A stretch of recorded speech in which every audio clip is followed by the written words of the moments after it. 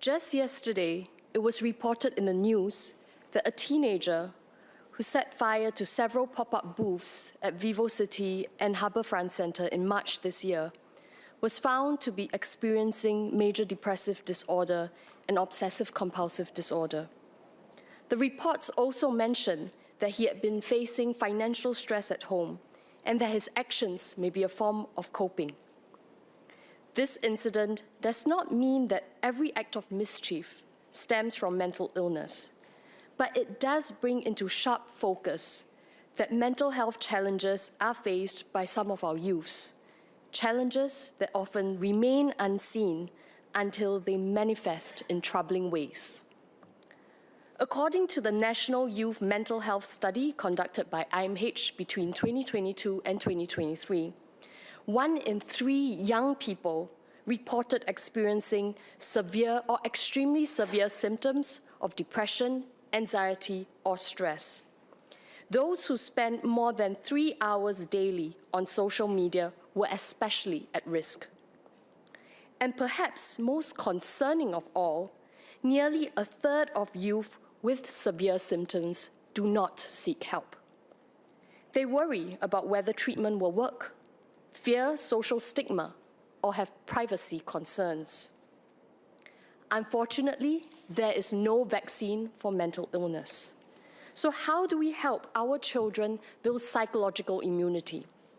How do we booster them against the stresses of life? As a parent, I worry whether my own children will be able to cope with challenges that come their way. As a Singaporean, I worry for our children who will constitute our future workforce, caregivers, and leaders. When mental well-being falters, it affects not just the individual, but also relationships, families, workplaces, and even the fabric of our community. If we want a resilient Singapore, we must first nurture resilient Singaporeans. First, let me clarify what I mean by resilience. Resilience isn't merely the absence of mental illness. It is the ability to bounce forward from setbacks. It is a skill, not a trait. Resilience isn't something you build after a crisis. It has to be practiced before things go wrong.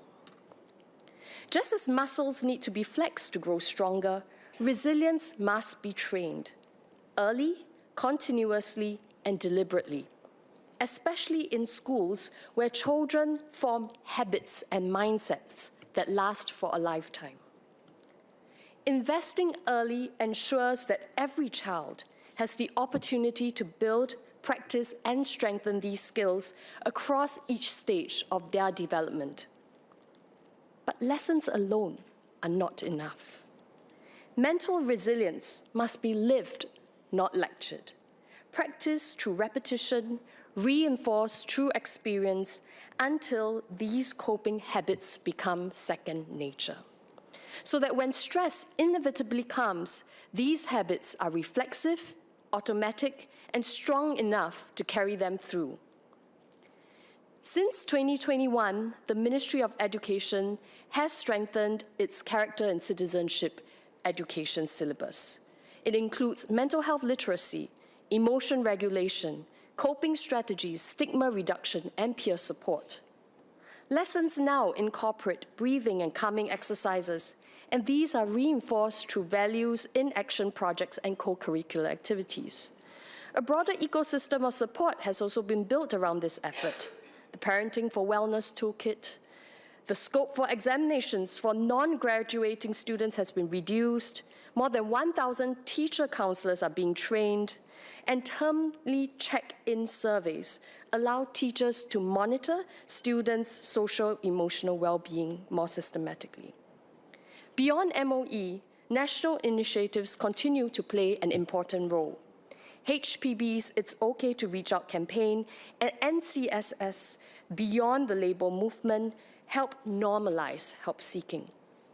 The Agency for Integrated Care's CREST Youth and Youth Integrated Teams extend outreach and assessment to at-risk youths. These are significant and commendable steps forward. But as we scale up these initiatives, two key questions remain. How can we ensure these efforts are truly effective? And how do we build a school culture that naturally nurtures mental resilience and not just teaches it? Mental well-being, like literacy or numeracy, is too important to depend on individual school initiatives alone. We need a systematic and sustained approach. That is why I propose establishing a school mental well-being charter, a developmental accreditation framework that recognizes schools embedding mental resilience into their curriculum, culture, and community. We can draw inspiration from the UK University's Mental Health Charter, which brings together universities committed to making mental health a campus-wide priority. It encourages institutions to share best practices, support one another through networks and training, and recognizes those that demonstrate excellence in promoting mental well-being. A Singapore variant, co-led by MOE, HPB, and IMH, could serve a similar purpose, uniting schools and institutes of higher learning that make well-being not just an add-on, but a defining feature of education. This charter would signal national commitment to nurturing a generation that is mentally strong, emotionally agile, and socially compassionate. What might such a charter look like in practice? To make it meaningful, it must go beyond slogans and set out clear dimensions of action, balancing centralized standards with decentralized flexibility. MOE can provide national direction, resources, and guardrails, while schools retain the autonomy to adapt approaches to their unique contexts and students' needs.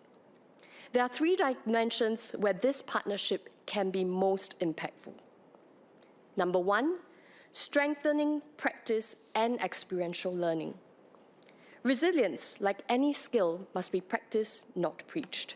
While the CCE curriculum teaches coping and emotion regulation skills, its impact depends on how schools and teachers bring it to life. Some schools excel through CCAs, camps, or VIA projects. Others may struggle, constrained by time and resources. To make resilience second nature, it cannot remain ad hoc or incidental. It must be systematic, scaffolded, and sustained so students repeatedly apply, reflect, and internalize what they learn. At the central level, MOE could define broad developmental milestones for social-emotional learning and guiding principles for experiential education, such as structured reflection after setbacks, opportunities for self-directed projects, and feedback that emphasizes growth over fear of failure. At the school level, educators could design their own methods through camps, community service, classroom rituals that help students reframe failure as learning. Micro-interventions, when practiced consistently, strengthen emotional regulation and self-efficacy over time. Partnerships with community programs like Sport Cares could also help.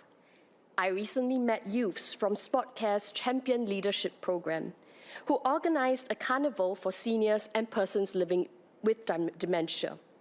They were passionate, kind, and full of heart, showing how sports and volunteering together can teach grit, empathy, and purpose.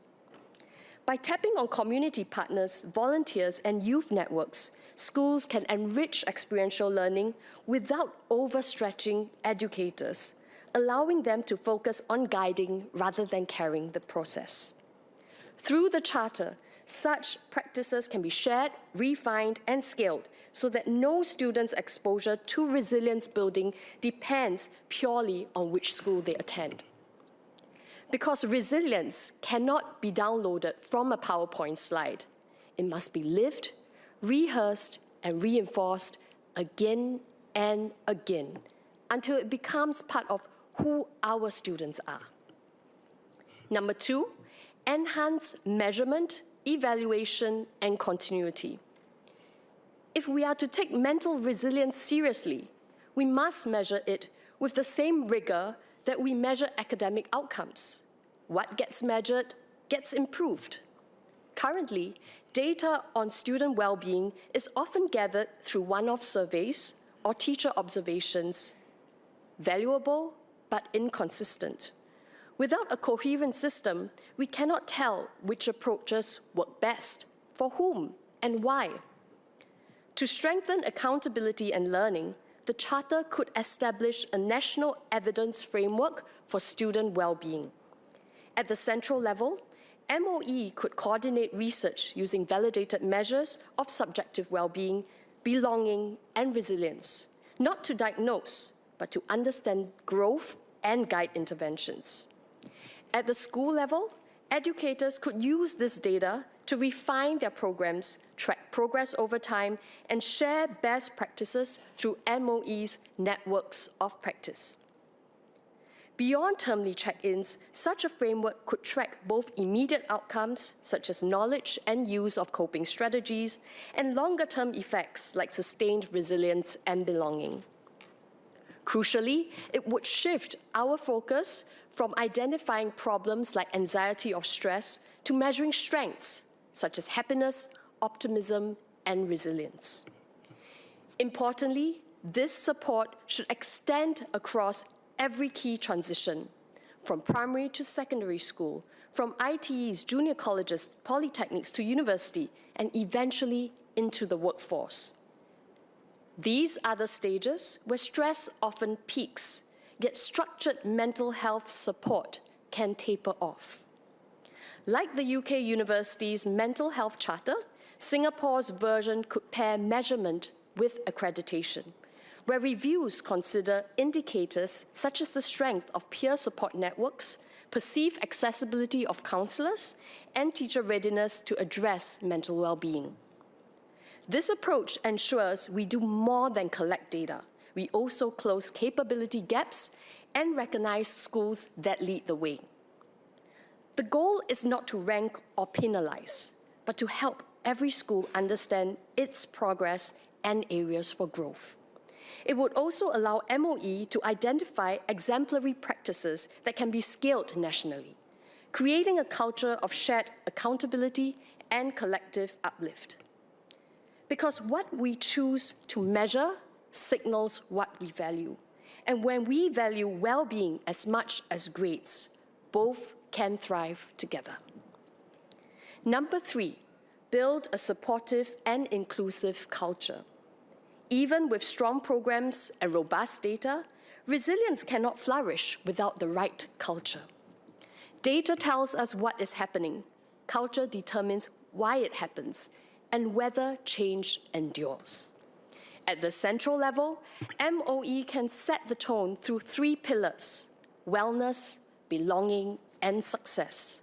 While at the school level, these values are expressed through stories, rituals, and daily interactions. These pillars are not abstract ideals. They must be felt in the corridors, classrooms, and conversations of every school. Let me begin with the first, a wellness culture, one that makes mental well-being not just taught, but lived. A wellness culture means normalizing care through visible practices and spaces, calm corners, reflection rooms, and timeouts that make it acceptable to pause and recharge. Policies, too, signal what we value. How schools handle phones and screen time, or whether they explore later start times to improve sleep, sends a message that rest is not indulgence, but necessity.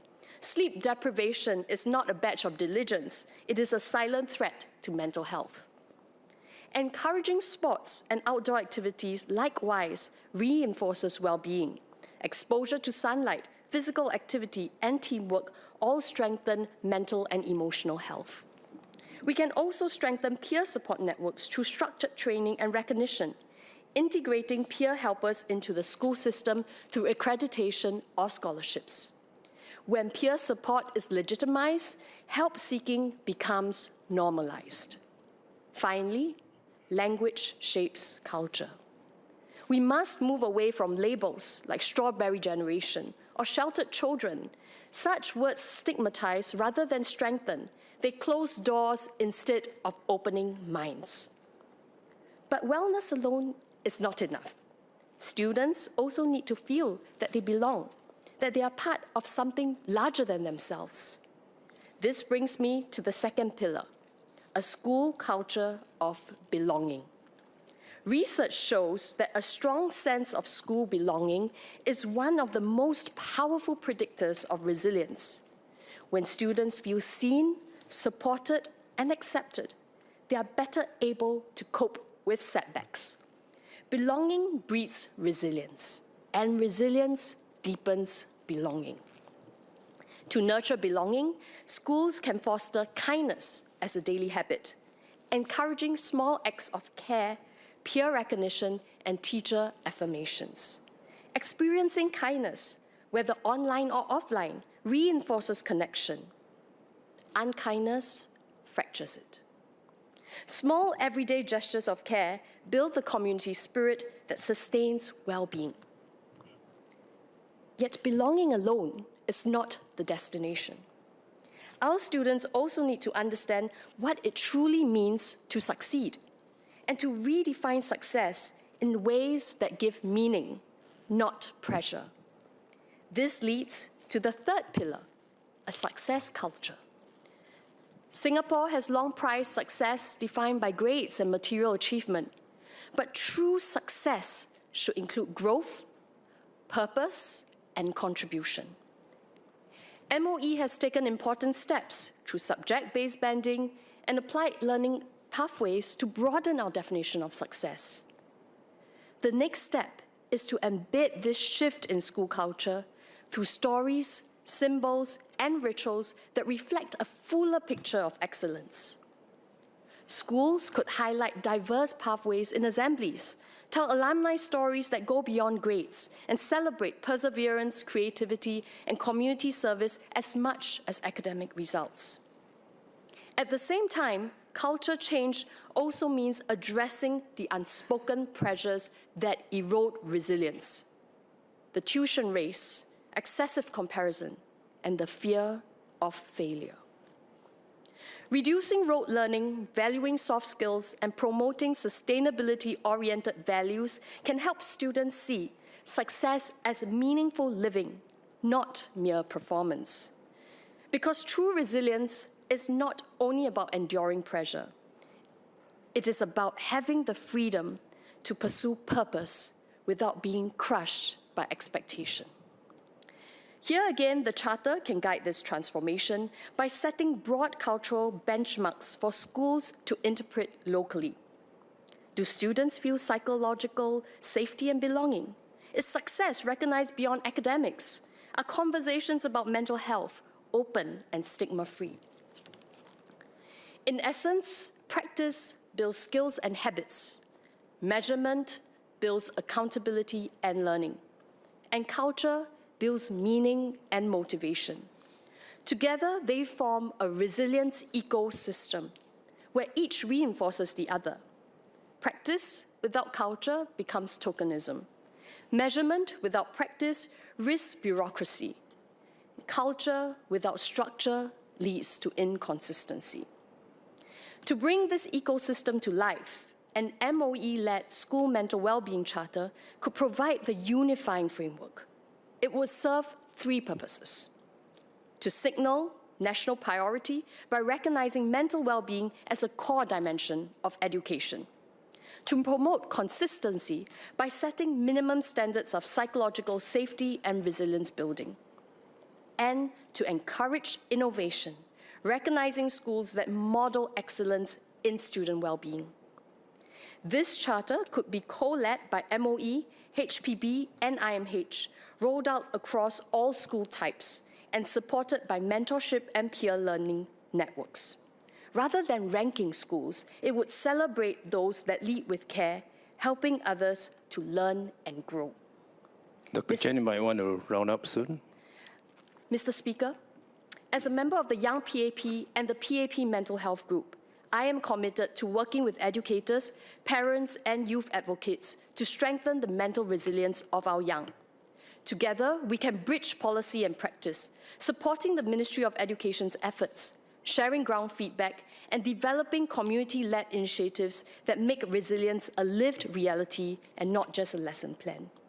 In closing, Mr. Speaker, let us remember that resilience is not just about bouncing back to where we were.